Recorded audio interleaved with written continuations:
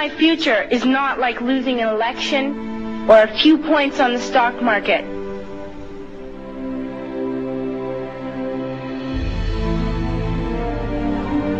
I am afraid to go out in the sun now because of the holes in our ozone.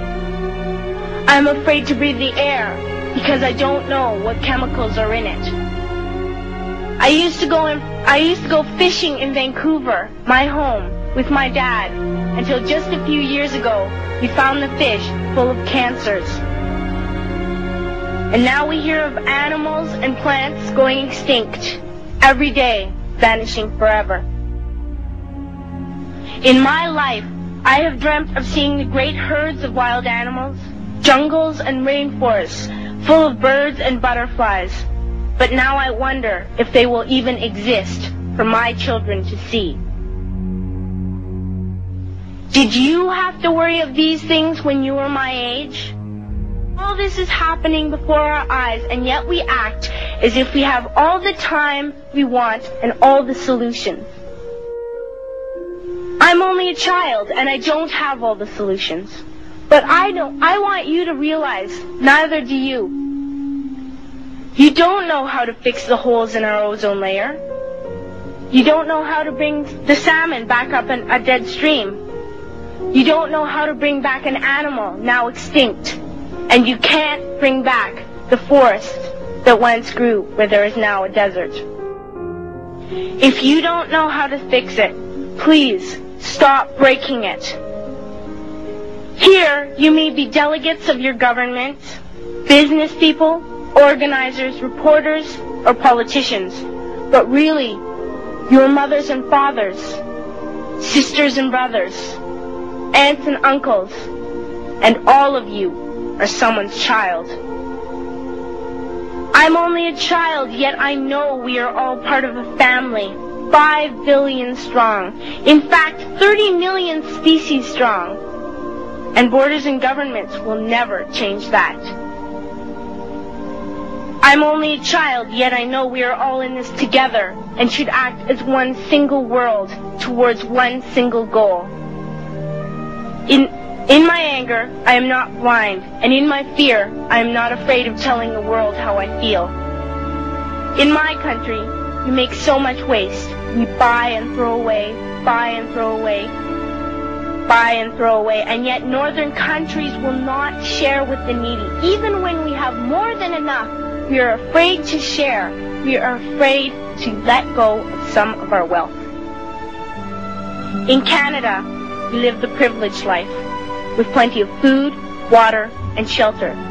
We have watches, bicycles, computers, and television sets. The list could go on for 2 days. 2 days ago, here in Brazil, we were shocked when we spent time with some children living on the streets.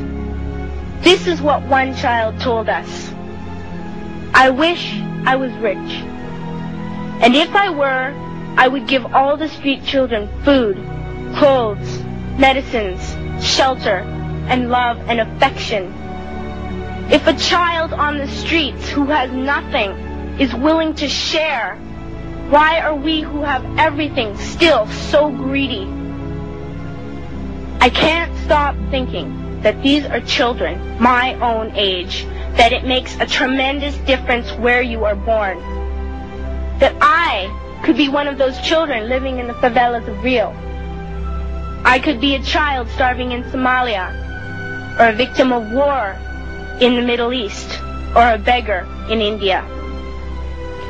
I am only a child, yet I know if all the money spent on war was spent on finding environmental answers, ending poverty, and finding treaties, what a wonderful place this earth would be.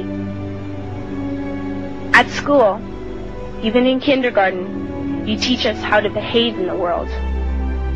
You teach us to not fight with others, to work things out, to respect others, to clean up our mess, not to hurt other creatures, to share, not be greedy. Then why do you go out and do the things you tell us not to do? Do not forget why you are attending these conferences, who you're doing this for. We are your own children. You are deciding what kind of a world we are growing up in. Parents should be able to comfort their children by saying, everything's going to be all right. It's not the end of the world. And we're doing the best we can.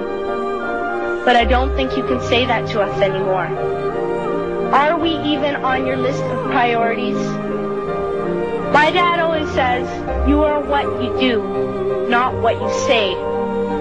Well, what you do makes me cry at night. You grown-ups say you love us, but I challenge you, please, make your actions reflect your words. Thank you.